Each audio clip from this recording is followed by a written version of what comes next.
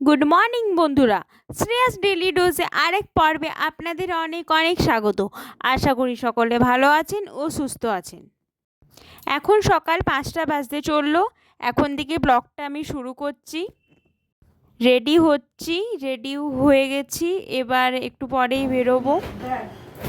আপনারা তো আমার আগের ভিডিওতে দেখেছেনই, আমি তো বলেছিলাম আজকে কলকাতা ফেরার পালা।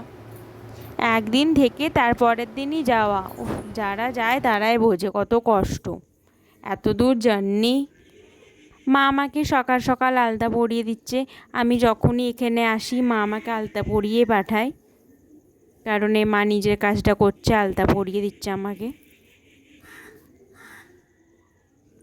আপনারা তো আমার কুমারডুবি যাওয়ার ব্লগটা দেখেছেনই। আমি তো বলেছিলাম যখনই যে যায় মা ফুল ঠেকিয়ে ফুল দিয়ে পাঠায়, সেটা এবারেও। জুতো পরা হচ্ছে, এবার বিদায়ের পালা। আসছি। আমরা বেরিয়ে পড়েছি। মা আমাদেরকে একটু গেট পর্যন্ত ছাড়তে এসেছিল। সকালে দেখুন একদম রোডটা ফাঁকা হয়ে আছে, চারিদিকে কেউ নেই। জানেন এই সময় না আমাদের অটো পেতে একটু প্রবলেম হয়, একটু ফাঁকা থাকে তো, কিন্তু আবার কোনো কোনো সময় খুব তাড়াতাড়ি পাওয়া যায়। এখন তো দূর দূর পর্যন্ত কোনো অটো দেখতে পাচ্ছি না, দাঁড়িয়ে আছি, অপেক্ষা করছি। পেয়ে গেছি অটো, অটোতে চেপে পড়েছি। আপনারা যারা আমার ভিডিও আগে দেখেছেন তারা তো জানেনই যে আমার বাড়ি থেকে স্টেশনটা খুব কাছেই। হ্যাঁ, অবশ্য যদি ট্রাফিকে না আটকে যায় তাহলে তো দূরে হবেই, ট্রাফিকে আটকে গেলে তো প্রচুর টাইম লাগে। আর সকালের দিকে তো ট্রাফিক হয় না, তো সকালের দিকে প্রচুর স্পিডে যায়। টিকিটটা কাটা হয়ে গেছে, টিকিট হাতে পেয়ে গেছি। চলুন এবার ওপরে ট্রেনের কাছে অপেক্ষা করি। দেখুন কত ফাঁকা।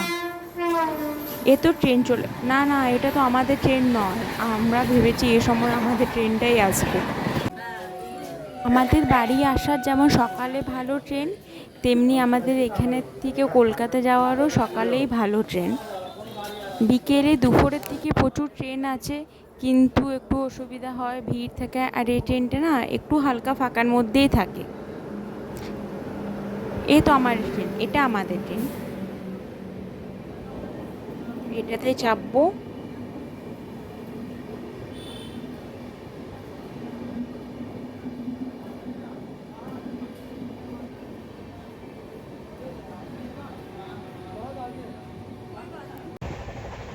ট্রেনে চেপে পড়েছি আমরা দুজনা।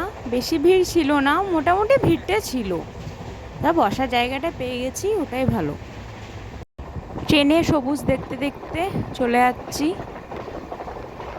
চারিদিকে সবুজ, ঠান্ডা হাওয়া, উফ। আবার আমি ঝালমুড়ি নিয়ে বসে পড়লাম ট্রেনে।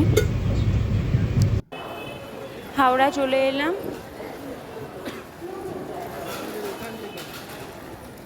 এবারে স্টেশনটা পার হয়ে গেলে ওখান থেকে বাস নিয়ে নেব।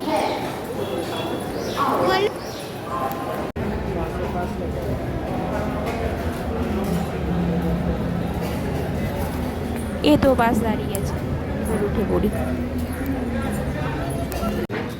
বাস থেকে নেমে বাড়ির রাস্তার দিকে হাঁটছি। বাস থেকে নেমে বলবো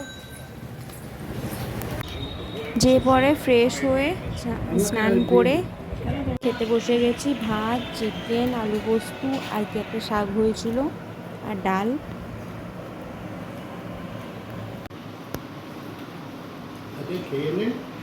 খেয়ে নিলে কোথায় পাবো এটা?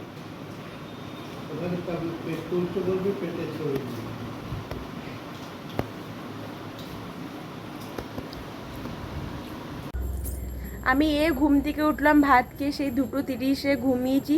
6:10 বাজতে চললো, ঘুম থেকে উঠলাম, মানে এত ক্লান্ত ছিলাম দুদিনে।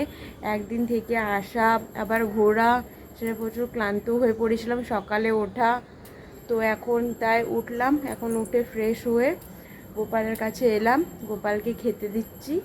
গোপালকে এবার খেতে দিয়ে গোপাল খেয়ে নিক, তারপর দেখি।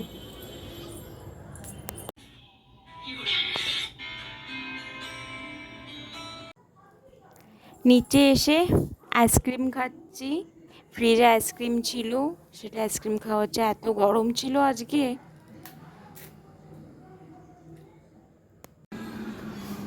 এখানে রাত্রে ডিনার হচ্ছে, ভাত বসানো হয়েছে। ডিনার ফিনিশ করে চলে এলাম। আপনাদেরকে বলেছিলাম যে ও গিফটে আমাদেরকে কী দিয়েছে সেটা দেখাবো বাবার মালিকের বাড়ির থেকে।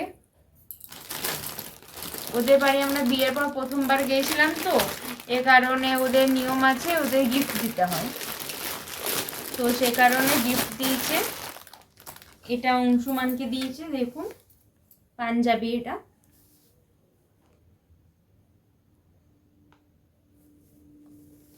পাঞ্জাবি গোটাটাই সেম ডিজাইন করা, খুলছি না, এটা পিন করা আছে, খুললে একটু প্রবলেম হয়ে যাবে। এটা তো প্যান্টটা, এটা হলুদে, একদম হলুদ কালারটা, আর হলুদের উপরে খয়েরিতে ইয়ে করা আছে, আর গোল্ডেনে দেখুন কাজ আছে বুটি। এটা ডিজাইনটা পাঞ্জাবি। আর আমাকে ওরা পয়সা দিয়েছে, ওরা বলছিল তোমার নিজের মতন তুমি কিনে নিও, তোমারটা বুঝতে পারবো না, এ কারণে পয়সা দিয়েছে। আর অংশুমানেরটা এটা কিনে দিয়েছে। তাহলে আজকে আপনাদের কাছে অনুমতি নিয়ে বিদায় জানাচ্ছি। দেখা হচ্ছে আর একটা ভিডিওতে। ভালো থাকবেন, সুস্থ থাকবেন, আর আমার পাশে থাকবেন। আর আমার ভিডিও ভালো লাগলে লাইক, কমেন্ট, একটা সাবস্ক্রাইব। আর আপনাদের কাছে একটাই কথা, আপনারা আমার ভিডিও দেখে চলে যাচ্ছেন, সাবস্ক্রাইবটা করছেন না কেন? প্লিজ সাবস্ক্রাইবটা একটু করে দেবেন, ওটা তো কোনো তো পয়সা আপনাদের লাগছে না, ফ্রি তো। তাহলে নেক্সট ভিডিওতে দেখা হচ্ছে। সুস্থ থাকবেন আর আমার পাশে থাকবেন। তাহলে গুড নাইট।